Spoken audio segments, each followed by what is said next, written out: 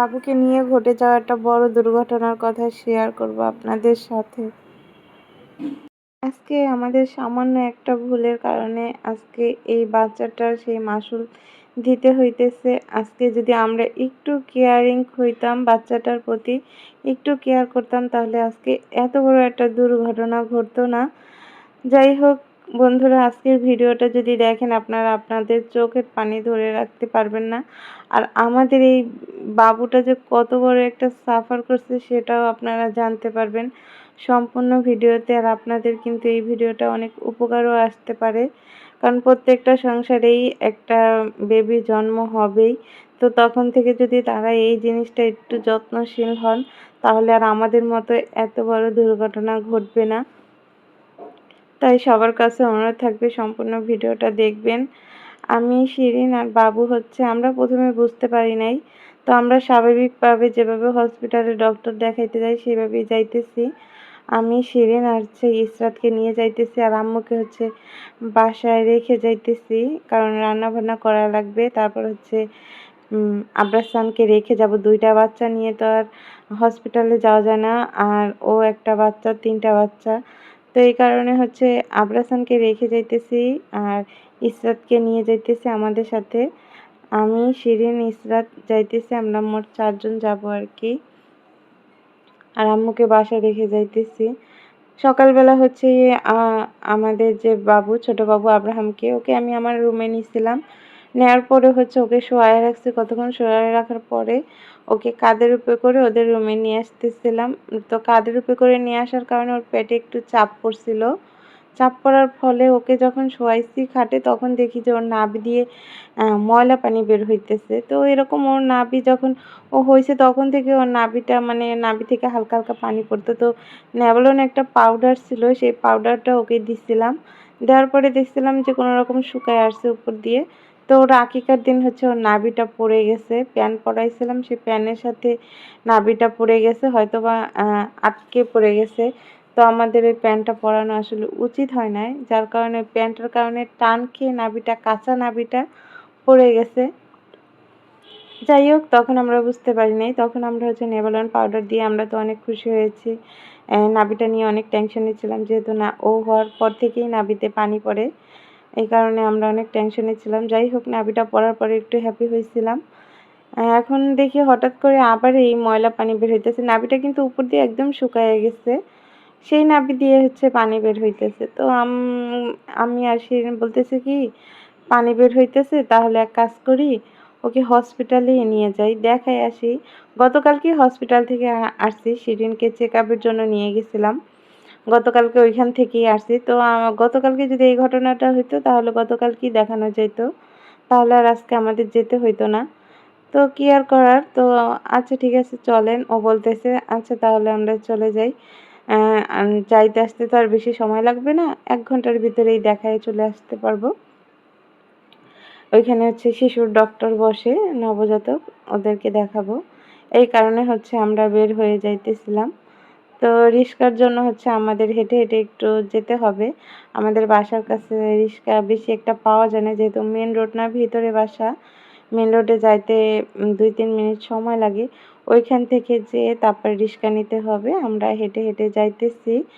আর আমাদেরও অটো আছে, কিন্তু আমরা আমাদের অটোটা ব্যবহার করি না, কারণ অটোটা কোথায় না কোথায় আছে, ফোন দিলে আসতে হয়, অনেকটা সময় লাগবে। এই কারণে এখন আর সময় নাই। আর ডক্টর 1টা পর্যন্ত থাকে, 1টার পরে আর ডাক্তার থাকে না। এই কারণে আমরা একটু তাড়াতাড়ি চলে যাইতেছি। আমরা কিন্তু কোনো প্রিপারেশন নিয়ে যাইতেছি না, আমরা নর্মালি জাস্ট ডাক্তার দেখানোর জন্য যাইতেছি। আর এটা যে একটা বড় ধরনের সমস্যা হতে পারে, এটাও আমরা ভাবতে পারি নাই, কারণ আমরা দেখি যে সামথিং, এটা জাস্ট পানি, এটা বের হইতেই পারে স্বাভাবিক।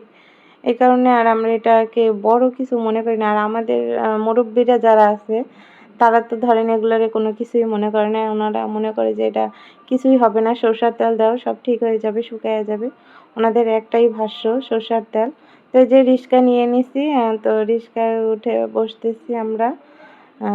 এই যে দেখেন, বাবাটা কিন্তু ঘুমায়ে গেছে। ও ছোট, কিছু বলতে পারে না আসলে। যদি বলতে পারতো তাহলে হয়তোবা অনেক কিছুই বলতো, কিন্তু আসলে আল্লাহ তাদেরকে বলার মতো ক্ষমতা দেয় না, যার কারণে তারা তাদের কোনো সমস্যার কথা বলতে পারে না। কিন্তু আমাদের উচিত তাদের না বলা কথাগুলো বুঝে নেওয়ার।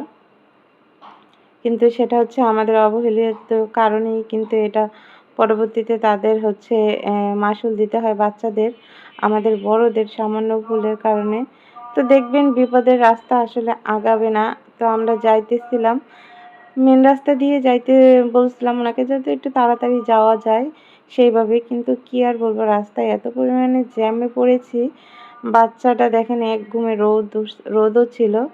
তো আস্তে আস্তে প্রায় আমাদের 11টা বেজে গেছে। এখন আমরা কলেজের সামনে আছি, চলে এসেছি, কিন্তু মাঝখানে রাস্তায় অনেক জ্যাম পড়েছে। এখন ইদানিং রাস্তায় এত পরিমাণে জ্যাম পড়ে বুঝি না কেন এত পরিমাণে জ্যাম, রাস্তায় বের হইতে ইচ্ছে করে না জ্যামের কারণে। শুধুমাত্র রিক্সায় আসলে মানে এত পরিমাণে অটো হইছে, অটোর কারণে বেশি জ্যাম। এই অটোগুলো হচ্ছে রাস্তা আটকে রাখে আর সিগন্যাল শুধু অমান্য করে। দ্বিতীয়ত হচ্ছে ওনারা হচ্ছে লাইন ছাড়া অন্য লাইন দিয়ে চলে, যার কারণে ব্লক হয়ে যায় রাস্তা, তখন পুরো জ্যাম হয়। তো এই যে হসপিটালে চলে এসেছি, এই যে এখন হচ্ছে সিরিয়ালের জন্য হচ্ছে আমাদের টিকিট কাটতে হবে। আমরা কাউন্টারে এখন আমাদের সিরিয়াল দিয়ে তারপরে হচ্ছে টিকিট কাটতে হবে 5 টাকা দিয়ে। তো শিরিন হচ্ছে বাবুকে নিয়ে দাঁড়াইছে, আমি হচ্ছে ইসরাতকে নিয়ে বসে আছি, কারণ এখানে হচ্ছে বেবির আম্মুকে লাগবে, এই কারণে ওকে দাঁড়া করাইছি। আর বেশি একটা রোগী ছিল না, 5-6 জনের পরই হচ্ছে টিকিট পেয়ে যাবে। আমি আবার হচ্ছে এখান থেকে অন্যখানে যেখানে যে সিরিয়াল দিতে হবে, আমি আবার বুদ্ধি করে ওইখানে যে সিরিয়াল দিছি, যাতে বেশি মানুষের পিছে না পড়তে হয়। এখানে যেহেতু সরকারি হসপিটাল, তো এখানে সিরিয়াল টু সিরিয়াল মেনটেন করতে হয়। তো হচ্ছে এখানে দাঁড়াবে, আমি হচ্ছে অন্যখানে দাঁড়াবো, এই বলে ওকে দাঁড়া করে আমি অন্যখানে চলে গেছিলাম, যার কারণে আমরা একটু তাড়াতাড়ি ডক্টরটা দেখাইতে পারছিলাম। কারণ ছোট বাচ্চা নিয়ে আসছে, এখানে ফিডিং করাবো, কোথায় কি আসার বিষয়, এই কারণে ভাবলাম যে যত তাড়াতাড়ি ওকে ডক্টর দেখায়ে ওষুধপত্র নিয়ে বাসায় চলে যেতে পারি। তো এইখানে এই কারণেই তাড়াতাড়ি এসে দুইজন দুই জায়গায় সিরিয়াল দেওয়ার পরে দেখেন একদম চলে এসেছে। আমি এখানে সিরিয়াল দিয়ে দাঁড়াইছিলাম, তো শিরিনকে ওইখান থেকে টিকিট নেওয়ার সাথে সাথে দাঁড়া করাইছি। তো এখন ও ভিতরে যাবে ডক্টর দেখাইতে, আর আমরা হচ্ছে এখানে দাঁড়াই আছি। দেখেন কত বড় লাইন হয়েছে, এখন দুপুর হইতেছে, তো এখন মানুষ আসতেছে। তো এই যে আমাদের ডক্টর দেখানো শেষ, ডক্টর হচ্ছে আমাদের বেবিকে ভর্তি দিয়ে দিয়েছে, কারণ আমাদের বেবির হচ্ছে নাভিতে ইনফেকশন হয়ে গেছে, যার কারণে ওনারা বলতেছে এটা অনেক বড় মারাত্মক একটা সমস্যা, যার কারণে এটা বাসায় কোনো ট্রিটমেন্ট হবে না, এটা ট্রিটমেন্ট হচ্ছে হসপিটালেই নিতে হবে। এই ট্রিটমেন্টটা নিতে হলে প্রায় 5 দিনের জন্য এক্সট্রা ভর্তি হয়ে যেতে হবে। 5 দিনের ডোজ দেওয়া হয়েছে এবং আরও অনেক কিছু সাথে আছে, সবই জানতে পারবেন আপনারা। তো এখন আগে আমরা ভর্তি হওয়ার জন্য 6 তলায় চলে যাইতেছি, আর এখানে লিফটটা হচ্ছে নষ্ট, যার কারণে হচ্ছে অনেক কষ্ট করে ভোগান্তিতে পড়তে হয় অনেক মানুষের, আর অনেক কষ্ট করে তারপরে এইভাবে হেঁটে তারপরে উঠতে হয়, অনেকটা সময় লেগে যায়। কি আর করার, যেহেতু বলছে এখন এই কাজ তো করতে হবে। তো এই যে আমরা ভর্তি হয়ে গেছি, এইখানে হচ্ছে আমাদের সিটটা পড়েছে, শিরিন হচ্ছে ওকে নিয়ে বসে আছে। ইসরাতের জন্য আমি আবার কিছু খাবার কিনে আনছি, যেহেতু আমরা বুঝতে পারিনি এতটা টাইম লাগবে আমাদের, মেয়েটা না খেয়ে আসছে। তো ওকে হচ্ছে আমি কিছু খাবার এনে দিয়েছি, চিপস এনে দিয়েছি, কেক এনে দিয়েছি আর জুস এনে দিয়েছি। আর এদিকে হচ্ছে ভাবুকে যে ভর্তি দিবে এটা আমরা কেউ জানতাম না, আমরা কিন্তু কোনো প্রিপারেশন নিয়ে আসি নাই, কিচ্ছু আনি নাই, আমরা কাপড় চোপড় বলতে কিছুই না। ওনারা বলছে যে আপনারা যদি বাসায় যান, বাসায় যেয়ে তারপরে আবার এসে ভর্তি হন, কোনো সমস্যা নাই, আপনারা বাসায় দিয়ে চিন্তা ভাবনা করেন। আমরা ভাবতাম যে বাচ্চা নিয়ে ভাবার চিন্তা করার কিছুই নাই, ভর্তি যেহেতু দিচ্ছে আপনারা ভর্তি করে নেন, আমরা কাপড় চোপড় আনতে পারবো, সমস্যা নাই। আমি তো বুঝছি টাকা মনে পয়সাও হয় অতটা আনি নাই, আমরা গেলে তো একটা জানি না, এই পাউডার দিয়ে কারণে দিব, টাকা নাহলে পয়সা একটা আনি নাই, ওষুধ জাস্ট দিয়ে আমরা দিব। ভাড়াটা একটা আনছি আর পাউডার নাহলে এক্সট্রা একটা কিছু ওষুধ দিয়ে টাকা দিব, আনছি। তো একটু পানি ওনারা বাইরে। এখান থেকে আমাদের ব্লাড টেস্ট দিছে, 4টা ব্লাড টেস্ট দিছে, তারপর আবার আপনারাও হচ্ছে ওষুধও দিছে, একসাথে 5 জনের ওষুধ এনে ওনাদের কাছে জমা দিতে হবে। তো আমার ভাইকে কল দিয়েছি, আমার ভাইকে কল দিয়ে বলার পর ও তো মানে অবাক হয়ে গেছে, কারণ ও তো জানেই না যে আমরা হসপিটালে এসেছি। হ্যাঁ ও তো বাবুকে ভালোই বাসায় দেখে গেছে, কিন্তু প্রাইমারিতে এই দেখাইলে ভালো হবে। ঘটনাটাও ব্লাড হয়েছে হচ্ছে ও পরীক্ষা দিছে, অফিসে যাওয়ার তারপরে পরে। হচ্ছে তো এই যে ওষুধ এই দিছে, এখন ওষুধগুলো এগুলো দিছে, আনতে উপরে যে হচ্ছে বাইরে কাগজটা যেতে ওগুলো হবে, হচ্ছে আর ওষুধ, পরীক্ষা আর এখানেই নিচে করা যে হবে। কাগজটা ওগুলো হচ্ছে ওর পরীক্ষা দিছে, ব্লাড কি টেস্ট। এখন এতটুকু বাচ্চা ব্লাড টেস্ট দুই করার তলায় আমি জন্য টাকা নিয়ে যাইতেছি, নিচতলায় কি জমা দিয়ে আমি বলবো উপরে ওনাদের আইতাছি মানে দোতলায়। ওনাদের তুই আবার মানে নিয়ে ওই জায়গায় তুই হসপিটালে আবার যারা নিয়ে আছে নিচতলায় ডক্টর, যাবি কা? কি আসলে ওনাদের টাকা জমা দেওয়া কি লাগবে বলবো, হইছে ওনাদের কি নিচতলায়। মায়া দয়া নেই নাকি কোনো কমন আমি সেন্স টাকা নেই, জমা নাকি দিয়ে ওনারা আহি, ওনাদের তুই ওই বাচ্চা নেই? 222-এর সামনে যা। বাচ্চা কাচ্চা যদি থাকতো তাহলে আজকে এই অবস্থাটা হতো না। আপনাদের সাথে শেয়ার করব কি ঘটনাটা ঘটাইছে ওনারা। সবাই জানেন যে যদি ক্যানোলা পড়ায়, ক্যানোলা থেকে কিন্তু ব্লাড নেওয়া যায়। তো একটা নবজাতকের শরীর থেকে ব্লাড নেওয়া এটা কোনো মুখের কথা না। তো এই যে আমার ভাই, ওকে দিছিলাম, ও চলে এসেছে আরকি কাপড়-চোপড় নিয়ে। তো ওকে আমি আবার রিটার্ন পাঠাইছি ওষুধগুলো আনার জন্য। আর আমি এদিকে হচ্ছে ওর ব্লাড টেস্টগুলো করে ফেলবো। টাকা জমা দিয়ে আসছি। আর আমার ভাই হচ্ছে ৫ দিনের ওষুধ নিয়ে আসছে একসাথে। আর কাপড়-চোপড়ও নিয়ে আসছে। ওগুলো নিয়ে এখন একসাথে ৬ তলায় উঠতেছি। এখানে হচ্ছে এই যে ৫ টা ওষুধ নিয়ে আসছে। ২ বেলা করে অ্যান্টিবায়োটিক আরকি। অ্যান্টিবায়োটিক দিছে ৫ দিনের। ২ বেলা করে আরকি ওকে দেওয়া হবে। ক্যানোলাও আনা হইছে, ক্যানোলাও দেওয়া হবে এবং নরমাল স্যালাইন আনা হইছে। ওনারা যা, যা বলছে সবগুলো নিয়ে আসছি। এখানে সরকারি হসপিটাল, তারপরেও ওষুধ পানি সব কিনে দিতে হয়। এই যে তার বাবার কোলে এখন বসে আছে।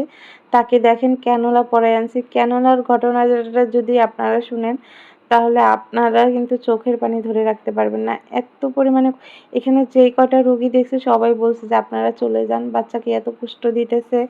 উনারা কি মানুষ নাকি?"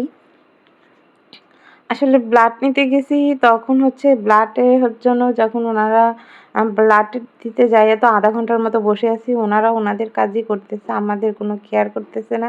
একটা বাচ্চা নিয়ে বসে আছে, ওনারা কোনো খেয়ালই করতেছে না। ওনারা ওনাদের গল্পগুজব নিয়ে ওনাদের কাজ নিয়েই বসে আছে। আসলে সরকারি হসপিটাল আ মানে আসতে মন চায় না, কিন্তু বাধ্যতামূলক আসতে হয়। তো এই যে দেখেন বাবাটার ক্যানোলা পরাইছে। বাবাটা কি পরিমাণ যে কান্না করছে, মানে কি আর বলবো? যেহেতু ব্লাড নিছে একবার, ক্যানোলা পড়াইছে একই হাতে। আপনারা জানেন যে আপনাদের ব্লাড পরীক্ষা দিছে। আপনাদের তো উচিত ছিল যে আপনারা যে ক্যানোলা যখন দেন তখন কিন্তু এমনিতেও অনেক ব্লাড আসে। ক্যানোলাটার সুইটা কিন্তু অনেক মোটা। ঠিক আছে? ওইটা দিয়ে কিন্তু অনেক ব্লাড আসে। তো ওই ব্লাডটাই কিন্তু ওনারা পরীক্ষা করতে পারে। কিন্তু না, ওনারা কি করে? একবার সুই দিয়ে ব্লাড নিবে, আবার হাতে ক্যানোলা পরাবে। এই জিনিসটা যে ওনারা কিভাবে করে আমি বুঝি না। একটা নবজাতক বাচ্চা বলতে পারে না। ওদেরকে এত কষ্ট দেওয়ার কি খুবই জরুরি, খুবই প্রয়োজন? আপনাদের না হলে একটু কষ্টই হবে।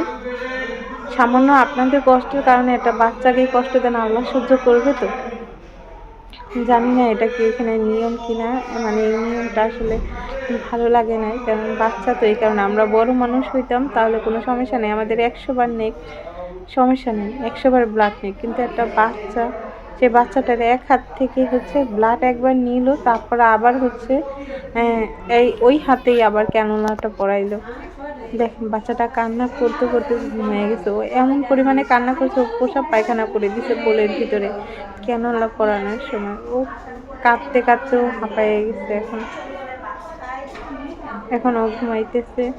এখন ওকে ঘুম পাড়িয়ে এখন আমরা বাসায় চলে যাইতেছি। কারণ বাসায় যেতে হবে, ইসরাতকে নিয়ে এখানে থাকা যাবে না। আম্মু আসবে, আম্মু আসবে, আমরা চলে যাইতেছি, আবার আম্মু আসবে। কারণ আমরা গোসল খাওয়া-দাওয়া কিছুই করি নাই এখনো। বাসায় চলে বাসায় যেতেছি, গিয়ে গোসল করবো, খাওয়া-দাওয়া করবো। এখন প্রায় ৩টা বাসায় বেজে যাই গেছে আম্মুকে অলরেডি। পাঠাইয়া দিমু, তো সবাই হচ্ছে আমার নানিরে পাঠাইয়া দিমু। হ্যাঁ, আমার অনুরোধ থাকবে সবার কাছে, বাসায় যাদের, যাইয়া যাদের ছোট বাবু আছে সবাই একটু কেয়ার করে চলবেন। বাবুটাকে একটু কেয়ার করবেন। খাওয়া নাই, নাহলে ঘুম সামান্য নাই। একটু ভুলের কারণে অনেক বড় একটা আগে ক্ষতি যদি হয়ে যেতে জানতাম যে পারে। ভর্তি রাখবো ওইখানে তাহলে কি এত যতগুলো কষ্ট করে রোগী ছিল, তোমার এখানে নিয়ে অনেকগুলো আসতাম। রোগী ছিল। হ্যাঁ, সব রোগীর কষ্ট একই হয়েছে। প্রবলেম না দিতে, হয়তোবা আচ্ছা, কারো আমাদের আর থেকে আরো মেডিকেলে বেশি আসবে না, প্রবলেম ঠিক আছে, আছে? আবার কারো আমাদের থেকে কম। যাই হোক, দোয়া করি সব বাচ্চারা সুস্থ এখানে থাকুক, ভালো বাজার থাকুক। বসছে। আর বন্ধুরা যারা, যারা ভিডিওটা দেখছেন আগে সবাই আসবা? আমাদের বেবির জন্য দোয়া করবেন। সবার বেবির জন্য অনেক দোয়া ভালোবাসা রইল।